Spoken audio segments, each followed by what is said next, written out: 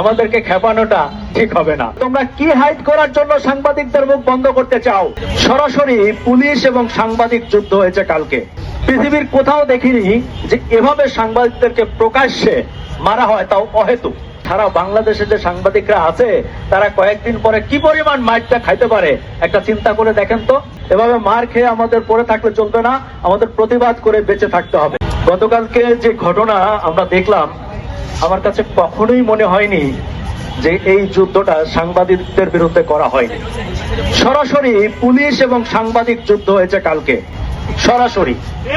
আমি পৃথিবীর কোথাও দেখিনি যে এভাবে সাংবাদিকদেরকে প্রকাশ্যে মারা হয়, তাও অহেতুক। কোন সাংবাদিক যদি সেখানে ডিস্টার্ব করতো, ঝামেলা করতো, যে হ্যাঁ তাকে পিটিয়ে সরিয়ে দিয়েছে, তা না।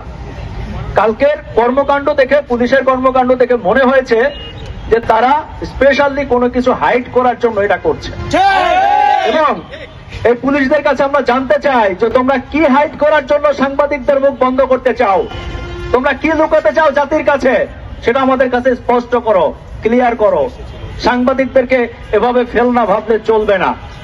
আমি আমাদের সহকর্মী ভাইদেরকে বলবো, যারা মার খেয়েছেন, যারা রাস্তায় আছেন, তারা আরো 2টা করে ক্যামেরা ফিট করেন, প্রস্তুত থাকেন। এভাবে মার খেয়ে আমাদের পড়ে থাকলে চলবে না, আমাদের প্রতিবাদ করে বেঁচে থাকতে হবে। তবে আমি দেখেছি ইতিপূর্বে সাংবাদিকদের উপর যত হামলা হয়েছে, বিচার হয়নি। বিচারহীনতার একটা চরম খারাপ পর্যায়ে আমরা আছি। আর তাই তো আমি মাঝে মাঝে আফসোস করে বলি যে এই দেশে কোনোদিন ভালো সাংবাদিক পয়দা হবে না। যে জাতি, যে দেশ গুণের কদর করতে জানে না, প্রফেশনালিজমকে সম্মান করতে জানে না, সেখানে ভালো মানুষ, ভালো সাংবাদিক জন্ম হয় না। ঠিক সেরকম একটি খারাপ এবং অন্ধকারের দিকেই আমরা যাচ্ছি। আমরা আশা করেছিলাম যে এই সরকার অন্তত সাংবাদিকদের এই দাবি দাওয়াগুলোর প্রতি, সাংবাদিকদের প্রতি যত্নশীল হবে, কিন্তু আমরা হতাশ। তাই আপনাদেরকে বলবো, যার যার জায়গা থেকে সাবধান থাকুন, সচেতন থাকুন। আর আপনারা চাইলে খুব অল্প দিনের মধ্যে মহামান্য হাইকোর্টে একটা রিট করতে চাই সাংবাদিকদের নিরাপত্তার ব্যাপারে। আপনারা যদি সমর্থন দেন তাহলে আমরা সবাই মিলে সেটি করতে পারি। আর একটা ব্যাপার আমি আপনাদেরকে বলতে চাই, সরকারকে বলতে চাই, পুলিশ বাহিনীকে বলতে চাই, যার যার কর্মদক্ষতা দিয়ে যার যার পেশাদারিত্ব পালন করবেন। আপনারা যেমন একটি পেশায় আছেন, আমরা আরেকটি পেশায় আছি। সামনে কয়েকদিন পরে নির্বাচন।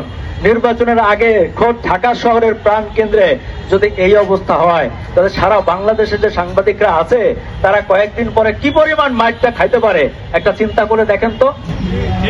আমরা এখনই পুলিশ ভাইদেরকে, যারা আছেন, যারা সিনিয়র আছেন, তাদেরকে বলবো, আপনারা দৃষ্টান্তমূলক শাস্তি দিয়ে আমাদেরকে দেখান যে আপনারা বিচার করতে পারেন এবং আপনারা ন্যায়ের পক্ষে আছেন।